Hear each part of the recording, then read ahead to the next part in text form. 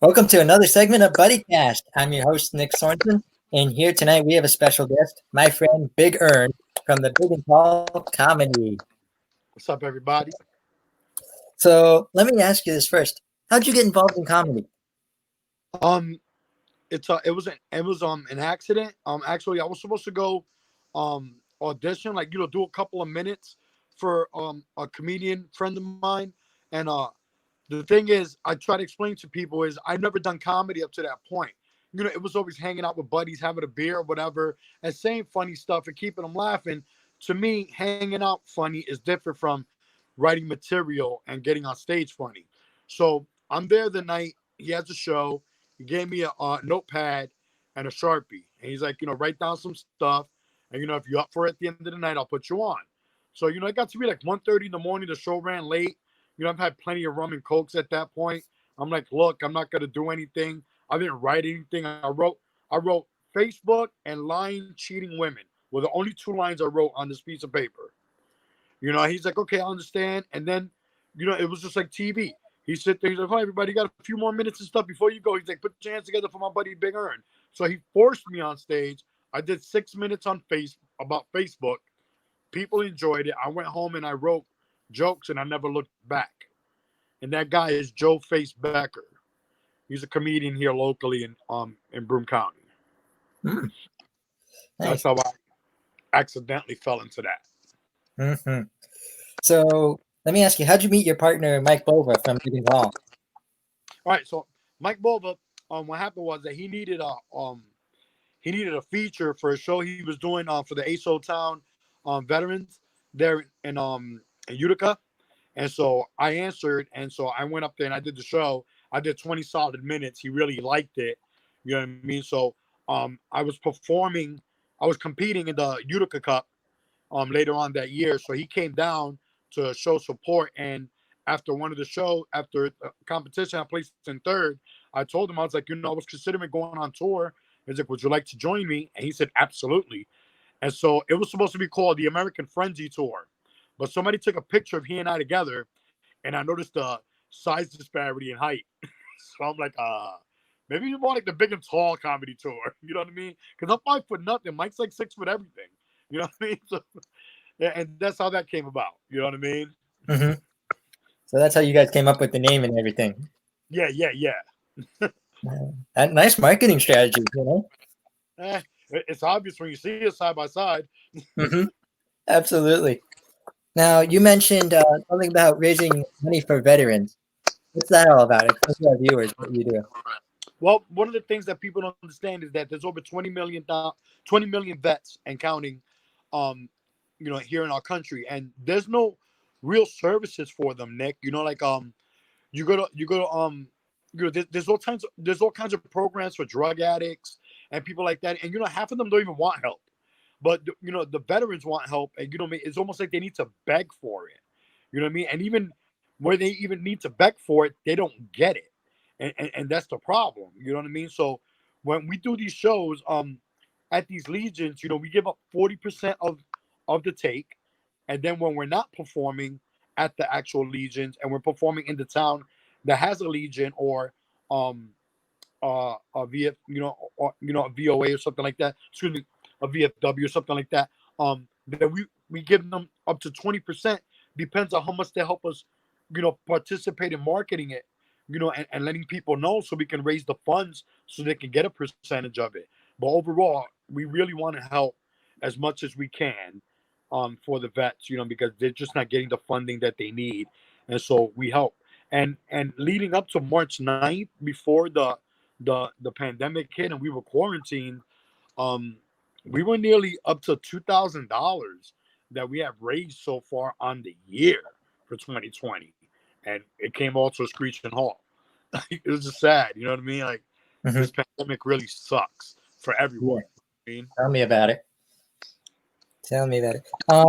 So have you ever seen like any? This is one of that question I didn't send you.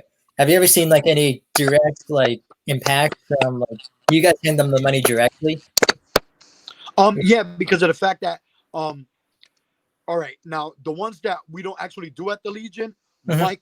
Mike will give them Mike will cut them a check or whatever, and Mike keeps track of that as far as through the checkbook. But then when we actually do it at the actual legions or VFWs, they actually collect the money, so they get their 40% firsthand. You know what I Mhm. mean, from the door. Yeah. Unless it's paid for through like an Eventbrite or something like that. Which once again, Mike will make sure he covers getting them the check. Or as a matter of fact, North American Talent will make sure that they get the check. Who we work for. Who we get booked to. You know what I mean? Mhm. Yeah, most definitely.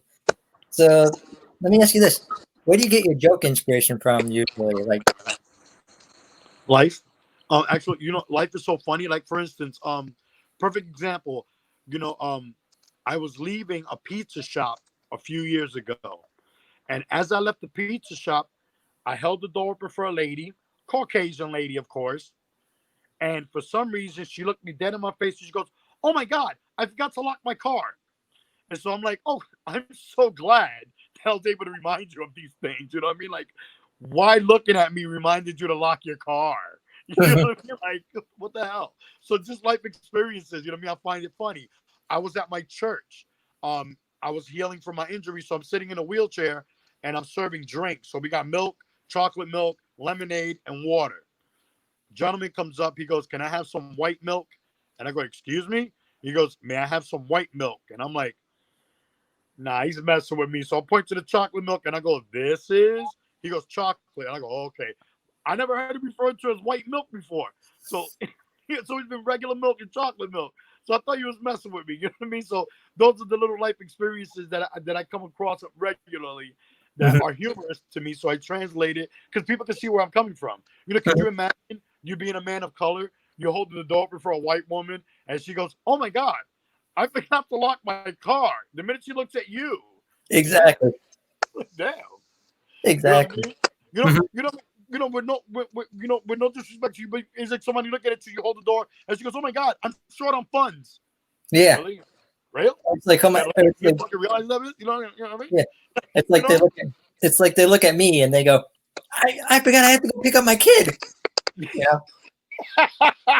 Right? Who wants that crap? You know what I mean? Like, yeah. Exactly. So it's just little things, experiences, your imagination. You know what I Yeah. mean? Because if you can think it, it can happen. Mhm. You know what I mean? Like when I sit there and you look at labels, our T-shirts, it'll tell you like made in China, made in Taiwan. So you ever wonder if there's a kid over there with a T-shirt and on his label it says like made across the street, made next town over. You know what I mean? Yeah. So just little simple things that life. You know what I Yeah. mean? Absolutely. Absolutely. Now you mentioned it before. COVID sucks, obviously. Um, where do you see going forward? Like for example, comedy shows. What changes do you see from there? As far as in my comedy, Like where, like comedy, maybe like comedy venues. Like what do you personally see changing through all of this? um, well, to be honest with you, if you pay attention, it seems like it depends on where you go. They're gonna have like these guidelines, Mhm. behind life and everything. Mask here, social distancing there, all that. You know what I mean? I think eventually with time, once people start practicing these things like they have been, slowly but surely, some things will get back to normal. You know what I mean? Venues, you know, life is chaotic right now with everything that's going on, which isn't a subject we're gonna really touch on right now. But life is chaotic and it's very sensitive right now. So I think we just have to handle it, the way we are now. Just take steps slowly and see where we end up from there. But I do see it slowly but surely getting back to its norm. You know what I mean? It's just a whole bunch of chaos and you know people touching on this, people accusing people of this, and a lot of people are at odds over this and that. People aren't seeing eye to eye, so it's creating a lot of unnecessary tension. People who were once friends aren't really friends right now because of the tension. So you have to sit there and look at these things and just you can't be emotional as you go through it all. So try to have a level head, You know what I mean? And if people don't see eye to eye with you, which is fine. No, but everyone can. You know, just move on. You know what I mean? And deal with what you can make a change on. You know what I mean?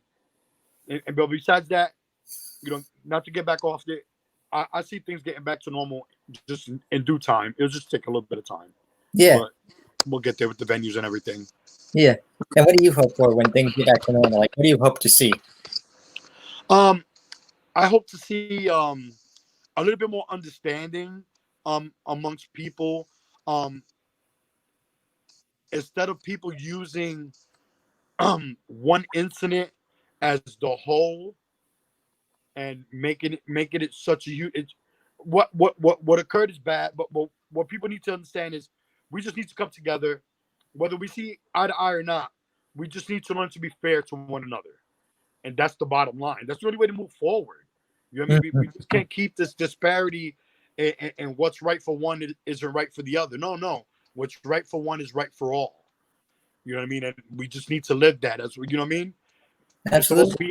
We're supposed to be all one. So let's try. Let's hope. You know what I mean? At the end of the day, you're gonna have those people that was gonna play the fence, and they're gonna pit this person against this person while they're sitting on the fence, and that's what they'll do. You know what I mean? You always get those who love to start the shit. Let's take a step back. You know what I mean? It is what it is. It's up to you to pick your battles. Absolutely. Be a free thinker. Yeah, that's some great advice. Now, speaking of advice, let's say there's someone out there who wants to go into comedy or is a practicing comedian. What advice do you have for them? Put on a thick skin and learn to take constructive criticism. If there's someone you admire and you feel that they're telling you things for your own good, but yet you don't like the way they're saying it to you, some people don't have the class and the couth to do things in a certain way. So they're just very direct about it. How it be. Just have a thick skin, have constructive criticism. Learn to deal with that. Don't use it as someone using it as a tool to break you down. Some people are actually building you up with that tool. Just learn to try to identify it. Of course, you're gonna get your haters in this game who are gonna try to say things, be like, oh, if you seem to be rising a little too quickly in their eyes, they're gonna have to say something to try to stump your growth. You know what I mean? Man, whatever. There's comedians who've come on the scene years after I have, and they've gotten headlining gigs, past me, and they're getting all this. It is what it is. People like them a little bit more.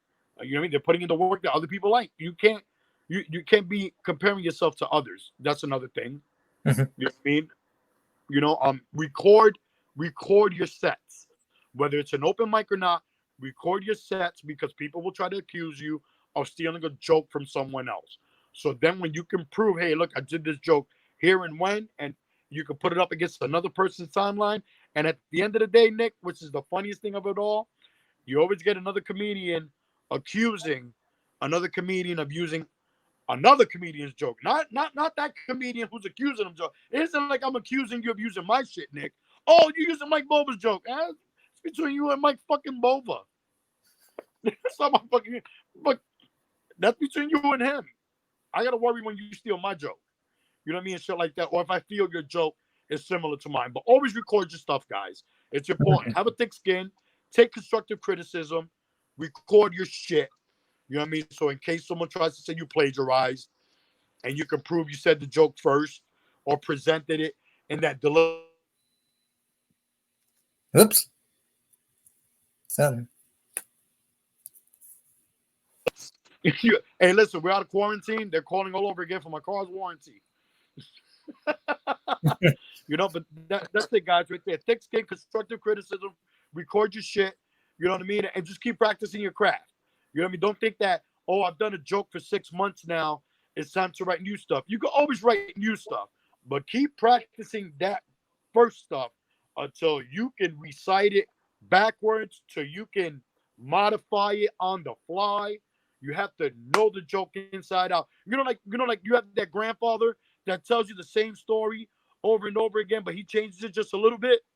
Mm-hmm. It's the same story. That's what you got to do. So then you can always, change it up a little bit. You know what I mean? Be that grandpa with the same bullshit ass story, Yeah. Absolutely. Uh, in your opinion, what's one of the best shows you've done so far? In your opinion, you broke up there. In my opinion, what? What's one of the best shows you've done so far?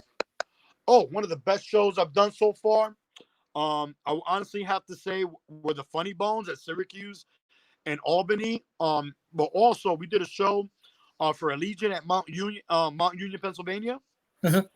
Oh man, it was so incredible. We did it. It was a last minute show. It was on a 2-week notice. They overbooked, and that night people kept calling and were getting turned away at the door to come see the show. It was just so amazing. Best show by far, Mount Union, Pennsylvania. Great show. Glad to hear it. Glad to hear it. Now speaking of shows, do you guys have any shows coming up? Yeah. We got a show tomorrow night in Watertown. It's for the zoo there in Watertown. You have it that, man, I'm so forgetful all the time. I think it's called the State Zoo. Oh man, I would hate to say that incorrectly. Give me a quick second. Let me find it. Bear with me. I think there's something going on. I'm still here, Nick. I'll find it. Uh-huh. Just like I'm still here, little brother. Sounds good. Haven't left. Sounds good. All right. The Big Ern Comedy Tour. Yeah, we're gonna be in Watertown. Let me see here.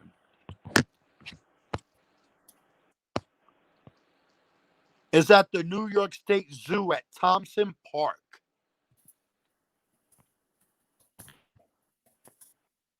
So the fundraiser is going to be at the New York State Zoo at Thompson Park.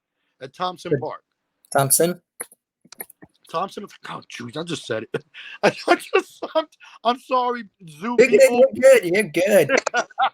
I know they're like, this guy sucks. He's going to sit there and perform for us. Can't even say where we're going to be at. I assumed it was the Watertown. Look, it's all right. It's going to be at. Oh my God, this is terrible, dude. The screen keeps flipping. Every time I try to get in, it keeps flipping on me.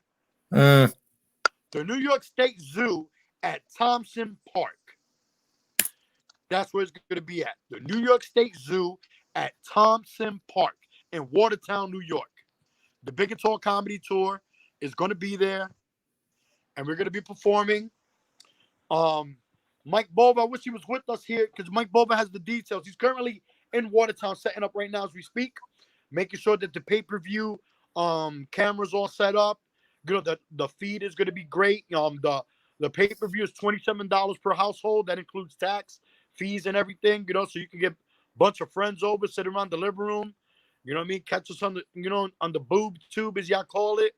You know what I mean? Like y'all do UFC fights. Remember, someone be give me $3 and come over to the house and watch the fight. You can come watch the pay-per-view.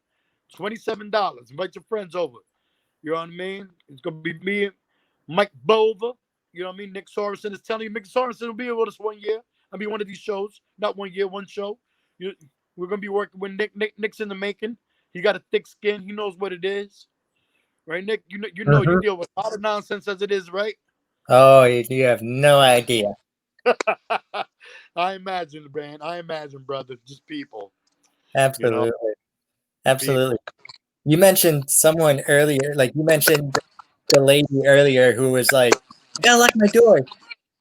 Have you ever run into like any worse situations or anything like that? Like any other situations that you just went home and said, I gotta write that down before I forget who that was? Or... Oh, geez. One of my favorites is because I'm Puerto Rican and Cuban. I have a couple of good Caucasian friends, of course. I was called the N-word once, and I was very upset about it. And they told me, why be upset? They go, you're Puerto Rican and Cuban. You don't count. And I go, what? You know what I mean? So it came to me. I go, they don't check IDs when it comes to lynchings. So that gave me a lot to write about. You know what I mean? Because you got to say that I don't count.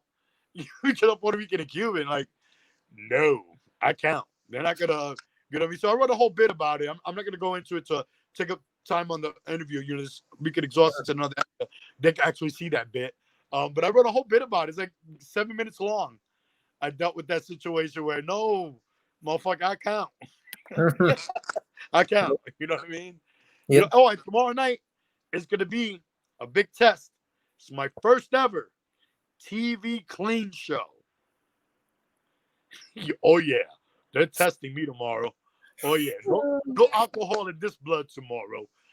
I could honestly see you being that guy who says something and messes up and then says something like shit or something like that. And then, wait, did I just say that? F. Oh, come on. What the? It just goes down that slope, you know? Like, Oh God. To the point where like Boba's telling the camera guy like cut the cord, cut the cord, cut the cord. But the producers are in the background saying commercial. Sad part is like I'm not like Dave Chappelle or nobody, so if I made that mistake, I can't get away with it. Uh-huh. You know what I mean? I can't get away with that mistake. They would hate me. Uh-huh. They would hate me in Watertown. The zoo people would hate me. You know what I mean? Trust me, it's good. I'm gonna be treading lightly. Half my set is knock jokes. Just letting you know. I can just see Mike in the back and like the back of the phone. Lord help me. Like just I'm gonna just watch for his eyes. If they get wide, I know I fucked up. Did you say that? I thought you were gonna cut that out. I thought so too, Mike. I no. I'm gonna really work hard. Because the cool thing is that we're gonna be on a video feed.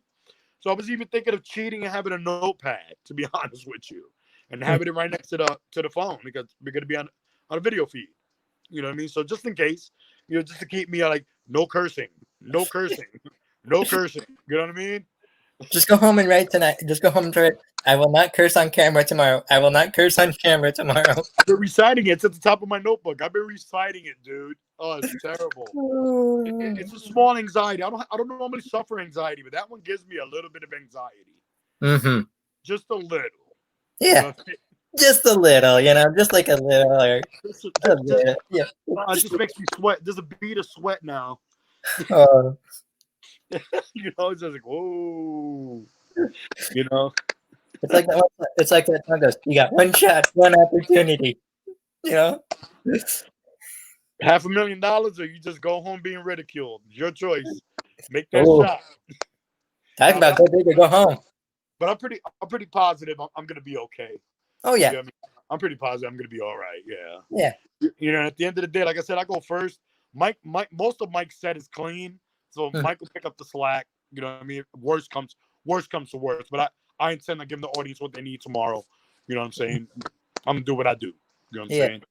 And do you guys have a pattern when you go up there? Like I remember talking you to Erie, how you say you always start up with sometimes you'll start up with a local comedian, like you had Aaron Forsythe, the one right. And then you go in and then Mike's clean up. Mike it's kind of like a war strategy or something, right? Right. So like tomorrow, mm-hmm. we have the local radio personality. He's gonna open for us. Mm-hmm. I'm gonna go on as usual right after him, and then Mike will go on for his hour and knock it out. You know what I mean? That's the cool thing. Mike gets an hour. I think by the end of the hour, you forgot me. Personally, you know what I mean? That's how competitions work.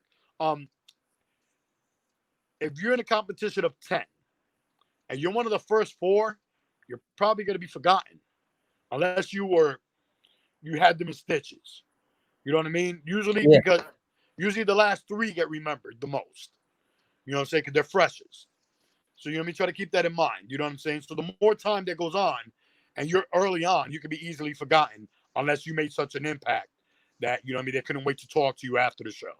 You know what I mean? Which you can get sometimes, which is nice. It's a nice feeling.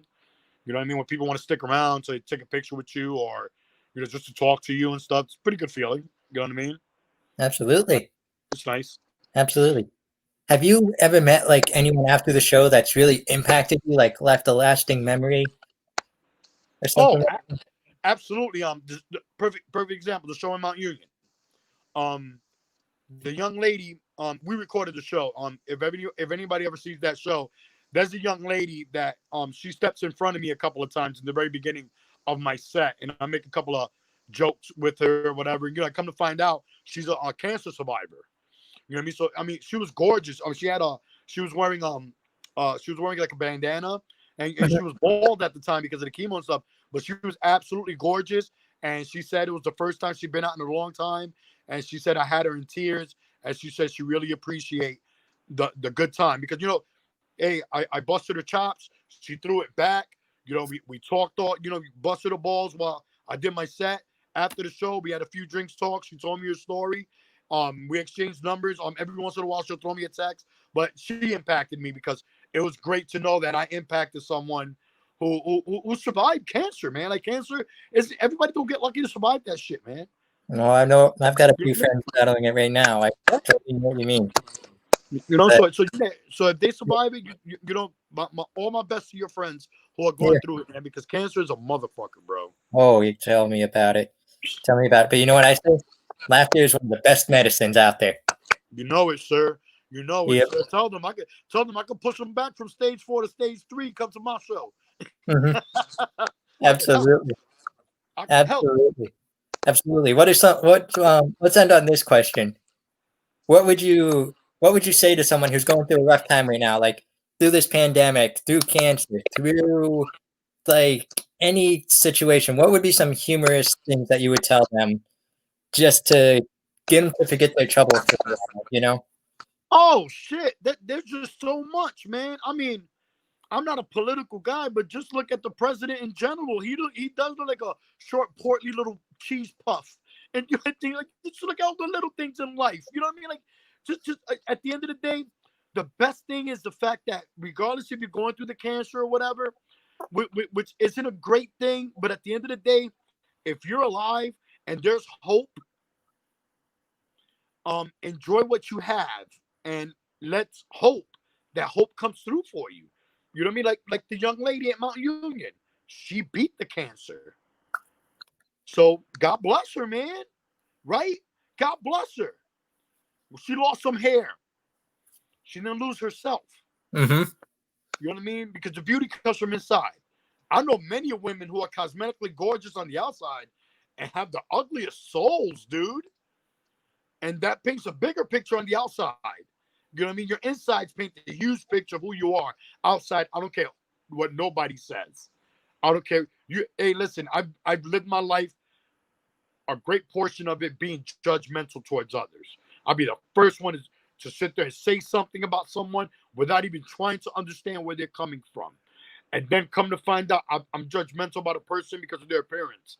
Oh, that person's this. They come out to be like, that was the sweetest fucking person on the planet I met so far. But yet, I had this rotten opinion of them because of what I thought I saw of them without even speaking to them, letting them tell me a little about themselves. And that's the problem we all have as individuals. That's the problem with all the chaos. People get a clip. Oh, look at what just happened here. This person did this. Is that what you saw, or that's what the next person who posted this told you? Because that's what's called the pack mentality. People go the pack mentality. Hey, take a room of dogs sleeping. There's 30 dogs in one room. They're all asleep. One dog gets up and starts barking at the door. The other 29 will get up and start barking at the door. Right? One stop and go, hey, what are we barking at? I don't know, but he's barking. Just keep doing it.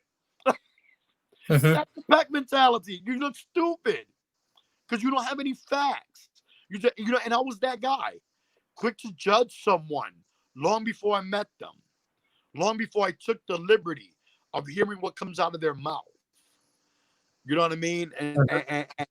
And that's where I think age and maturity come into play. I'm gonna be 50 this year, Nick. I'm gonna be 50 years old on New Year's Eve. Everybody, next birthday, y'all. New Year's Eve, Capricorn party. You know it, baby. I'm gonna have a dinner party this year. I'm gonna keep it very adult and fancy. Huh? Yeah, you can make it down from Erie. You're more than welcome to. Heck yeah, I would invite you and your girl down to come chill. Absolutely. What? I'm gonna do it all. Hors d'oeuvres. The light music. You know what I mean? A little champagne. And the other stuff, of course. You know what I mean? It's a sinner's party, so you got to check your Bible at the door. But everything you get it back in the morning. You get it back in the morning when you need it. Hey, I'm gonna be 50. You know what I mean? Half a century is it's a great milestone, especially coming from the environment I come from. You know what I mean? Growing up in Spanish Harlem, we weren't supposed to amount to shit. You know what I mean? Doing all right, man. Life is good. I'm not angry at where I'm at in life. You know, I'm Big Ern, baby. Big Ern. Absolutely. Big Ern next to Big Nick. Big, but you know what I'm gonna call you? Slick Nick. I like it. Slick Nick. That's my man. You know? I love it. Working on them jokes, dude? I am. Got the notebook right here. Nice. Nice. Actually, And you know, me asking you in return, even though it's my interview, Mhm. where do you get your influences for your jokes? Same thing? Yeah, life. For one, I always tell people, you and me walk out the door. You know, you have more of an advantage than other people in this case. But you and me walk out the door, and our goal is to get 5 new jokes by the time we come back home tonight. Let's say it's 7:00. Say we leave early in the morning, 8:00. You know, by 7:00 we have to have 5 new jokes. You might have to walk around the entire city and look at things. I could stand in the exact same place that I started for that entire time. You could think of 4 good jokes and a really killer joke. I got 5 jokes just standing here, just from people passing by. So just all that stuff. So it's all about like how people perceive me. It's all about just paying attention to life, and I get a lot of them situations too. For example, my girlfriend is a huge help with this. She's actually done a little comedy with me. Like we call ourselves LLCC, Little Laugh Comedy Couple. And the other day we celebrated our 6-month anniversary. And thank you. We sent each other care packages, and she sent me in mine Swedish Fish.